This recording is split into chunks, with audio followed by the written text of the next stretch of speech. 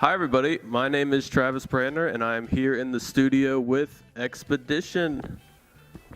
How you guys feeling? Doing pretty well. Well, I think we're doing pretty well. Yup. Will you guys please introduce yourselves to the people on the internet, in the land of the internet? Dear Internets, my name is Zach. I play guitar and I sing for Expeditions. My name is Alec, and I play bass. My name is Jacob, and I play the drums. Upon listening to your first album, Pomelo Tongue, it sounds really complicated and beautiful to me. Is it hard to play such, I don't know if complicated is the right word, but just really detailed, Just really dense. music with only a three-piece band?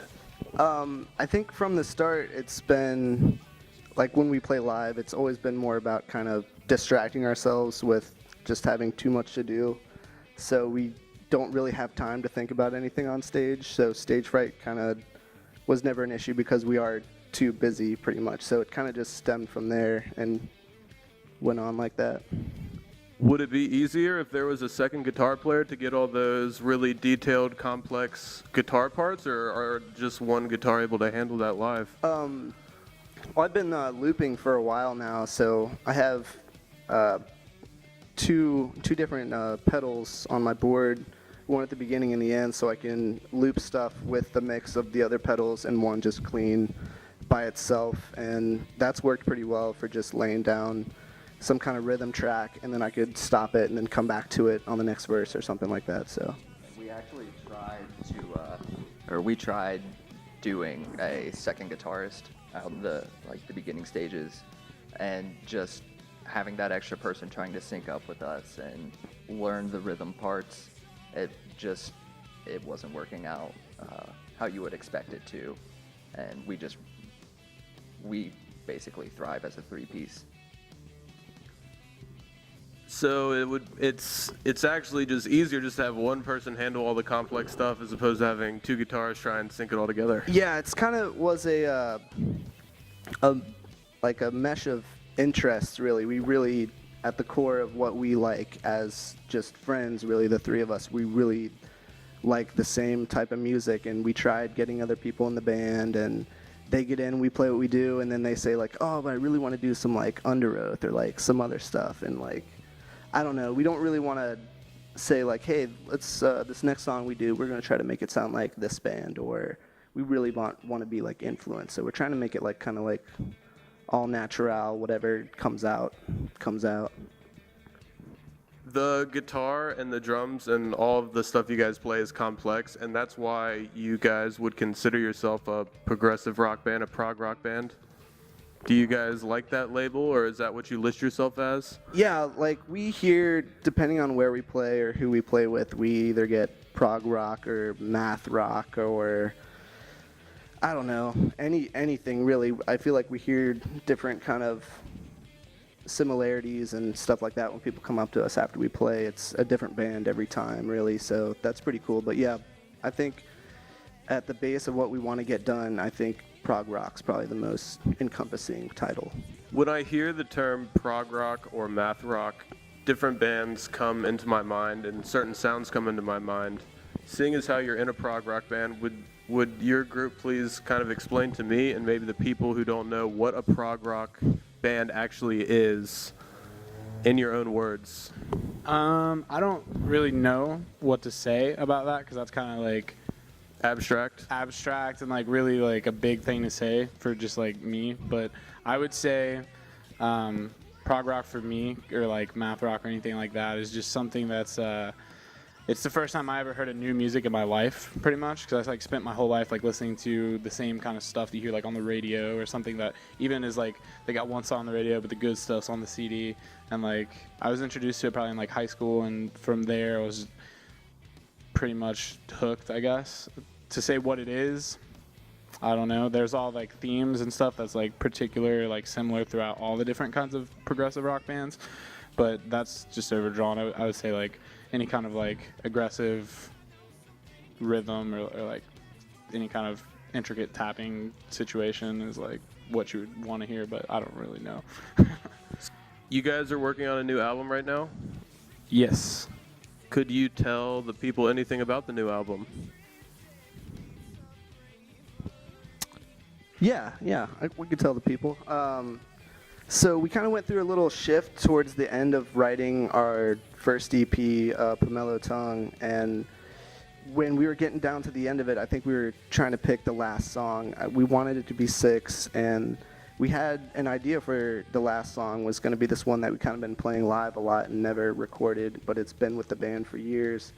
But then, like, as we were recording, we were like writing this new song that just kind of came out of nowhere, and it was the last song on the EP called Kingseeker. And I don't, something about that just kind of opened up a new door of different tunings and different kind of rhythms that we haven't really played around with. More single note stuff, just doing runs instead of just fat chords and other stuff like that. So it's kind of been leaning more towards how the last song sounds with the newer stuff we've been writing. Almost like a part 2. Yeah, kind of. Maybe like a continuation. type thing, Continuation. yeah, for sure. Being in the Cincinnati music scene, the more I talk to people, the more I realize that it's a very small community. Everybody knows each other. It's a very nice, beautiful thing we have going on in this city.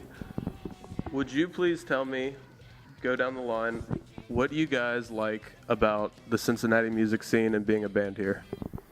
I'd say mostly here, but really anywhere you have your tight-knit communities of any kind of genre, anything. You can look it up, ask somebody. They know somebody who's in a band that does something that you like, or maybe you don't even know that you like yet. So it's always great to go out to clubs or random places that you hear about. New venues are popping up all the time, so that's always another great thing about Cincinnati. So just hearing about new bands and just showing up somewhere, not knowing anything about it, you'll find at least one band that night that you've never heard of that you just really dig, and you check them out on Facebook and you follow them, and they've got new stuff coming out. So it's cool to get excited about local stuff, because anybody can really produce a pretty solid album nowadays if you work hard enough and you use the right software or whatever and talk to the right people. So it's really cool to get that kind of diverse clout going on.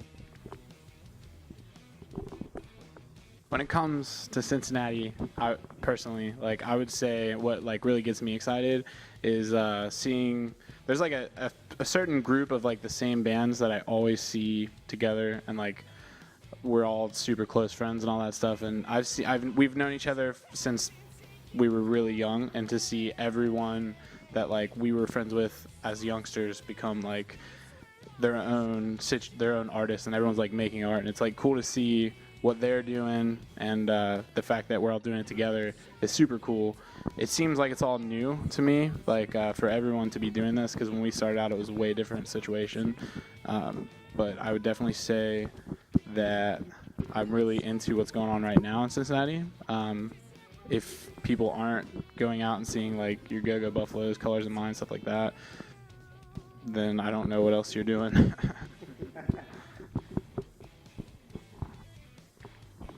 They basically pretty much touched on all of it. You've been seeing the venues popping up, the tight-knit groups like Colors of Mine, Go-Go Buffalo. We play with them all the time around here. And it's just cool to see, these venues come up, and either they're going to do well or they're not. And yeah, I don't know. I just really like seeing the diversity in the groups and the venues that we've been playing with lately. It's uplifting, I suppose. Would you please, each one of you guys, tell me who are your favorite artists to listen to in Cincinnati? Maybe it's someone who I haven't heard before, or they haven't heard before. Who should we look up? Who should we listen to? Oh, absolutely. Right now, I'm really loving this band. They're pretty new to the scene. They don't have any pages on Facebook. They don't have Facebook. They don't have really anything. Their name is Brain Dead Breath, and it's just a punk meets hardcore meets emo. It's just really cool, and you don't see much of it out there right now. I'm gonna have to go with my boys Colors in Mind. They're definitely my absolute total dudes. I really like their music is great. It's like it sort of leans towards like hard progressive rock. You can definitely see some like mathy influences and stuff, so it's like way cool. I love playing with them. They're all super good friends and stuff, and that's who I have to choose. I'm probably gonna have to go with definitely Go Go Buffalo.